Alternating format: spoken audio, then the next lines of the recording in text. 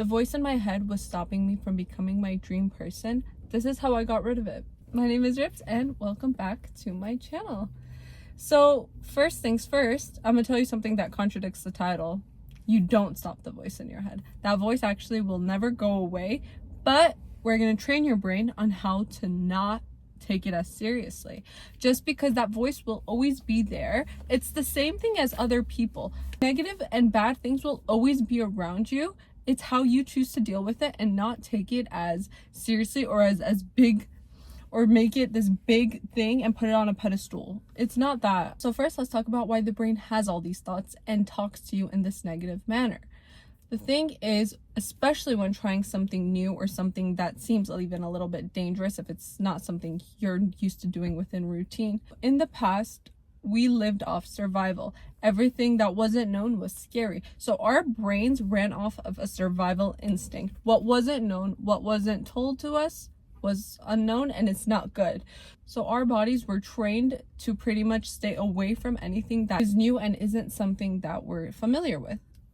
This is one of the primary reasons we love comfort. We love staying the same, things that are familiar to us. That explains why we think on a survival instinct whenever, you know what, right now, when trying something new, it's not a life or death situation. This fear is installed in you because it was from the past. But the thing is, the past is no longer what we have now. This is actually something that I really struggled with, because I would have all these dreams, and next thing you know, there would be that voice in my head that told me I'm not good enough, someone's already doing it, why should you do it, you can't do it. And it just felt like this negative. And you imagine you're trying to change, you're trying to do something good for yourself that you know is good for you. You're having this opposing thought that's telling you no, no, no. Those voices will also give such valid things that you're like, oh my God, maybe these thoughts are right. Maybe I am not good enough. And you start believing it, which is exactly what these thoughts are trying to do. This negative self-talk is trying to talk you out of it. So understanding that the intention is to talk you out of it, even if it's something that's good for you. So first thing is, you need to realize that you are not your thoughts. Whenever someone says this, you've probably heard this saying that you are not your thoughts, but breaking it down, these negative self-thoughts, they're not you. This is an inner critique. We would need to separate you from this thought. Let's name this thought. Name what this voice is. Could name it like the inner demon, your self-critic, whatever floats your boat, but don't say mine, nothing that will correlate to you. Once you've gotten that name, now anytime you hear that thought, oh, it's just the inner voice talking. It's just the inner critique. This is the inner demon talking to me. So whenever you have this name, you're slowly starting to you're subconsciously changing this, and you're changing the perspective from my voice to the inner critique is talking to me. Almost like, don't make it a human, but make it a separate being. That being is not me. Let's say whenever you are implementing changes, you are wanting to try something new or do something that's good for you, and you are getting this inner voice. Now, start questioning it when that inner voice is coming. So if you're having this critique in you that's saying, you can't do this, why not? You literally ask yourself, well, why not? Why can't I do this? Why shouldn't I do this? Because a lot of times it's just that voice. It's just a shallow thought. There is no meaning nor depth to it. So if you're going to take the word at face value, assuming that there is this entire depth to it, when in reality there isn't, well, you're just believing something with nothing attached. You're just driving off your emotions, not pure fact. When you question it, you start getting facts, opinions involved, that you're like, oh, there is actually a reason I shouldn't do this. Is the reason valid enough for me not to continue on changing and becoming a better person? Because people will be against you, and you are your biggest enemy. If you continue that inner voice to keep talking, you're becoming your biggest enemy. Why would you do that? The thing is, everyone is capable of their dreams. For example, you've seen someone else conquer your dream and you're like, oh, I could never do that. They're a person just like you. They were able to conquer their dreams. So can you. Only difference was they believed they could get there. If you believe you can get there, you will. Once you start questioning it, don't be scared.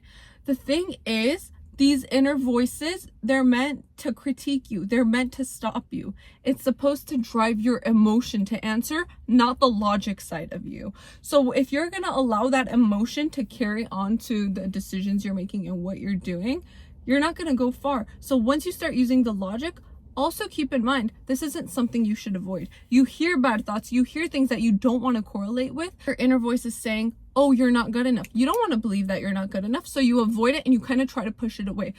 The thing about anything you try to avoid, the more you push it away, the closer it comes to you, the bigger this problem becomes, because in life you cannot avoid. If there's something, you have to walk past it. So whenever this inner voice is telling you, oh, I'm not worth it, you question it, do not run away from it. And whenever you do, and the thing is, don't be scared. You're not accepting the thought as a truth whenever you start questioning it. All you're trying to do is push it away. You're walking through the fire. You have to be in contact with fire to get through it. You can't just say, you know what? No, there is no fire, because one, you're just denying it. And whenever you deny something's experience, it's going to get bigger until it's right in front of your face. So denial isn't going to work. If you're taking the time to consider and accept, and you see that it's there, you acting like you're not is only going to do its counter effect. Yeah, at first it might be really annoying that you keep having, that you're contradicting this inner voice. You keep having to stop. You keep having to think. It might be really uncomfortable at first, but you're changing a habit. This habit change will be uncomfortable. You're changing the way your brain thinks. It's not going to be something you're used to. Keep that in mind. With that being said, just know it does get easier. The more you do it, the more of a habit it becomes. And now without thinking, you're not going to allow that inner voice to stop you from becoming the person you want to be. Also, another way you can contradict it is to look at yourself in the mirror and say the opposing thing. If the inner voice is saying you're not good enough, you look in the mirror and you say, I am good enough. I'm good enough. I'm good enough. You say it. Even if you don't believe it in that moment, even if it's not the best moment, you have to reassure yourself. You are responsible of taking care of yourself. Take care of yourself to become the person you want to be. You have all these goals of wanting to change. You have all these dreams, but you're not willing to do anything to get there. You're only hurting yourself. The less you do, the less you change, and you're allowing life to dictate. You're allowing that inner voice to take control over you. And what's worse of not having control over yourself? You are the one thing you can fully control. And that's what also causes you to want to control other people. I made another video about this actually. Oh my gosh, I forgot the title of it. I'll probably put the photo or the title of it somewhere here. But I literally made a video about control and why people want to control other people. This is actually the most interesting thing, is that if you have multiple issues, they're all going to connect. One thing will connect to the other. And that's so fascinating to me, because oftentimes I'll hear, oh, I have so many things on my plate, I don't know which one to do first. I try to do both of them and I try to handle it. Pick one. Side advice: whenever you pick one and you stick to one, everything else will fall in line. So just keep that in mind. But trust me, that inner voice will not go away, but it's not going to bother you as much, because that inner voice is saying that you are no longer giving it the attention that it's craving. That inner voice likes attention and wants you to change your mind and go back to comfort.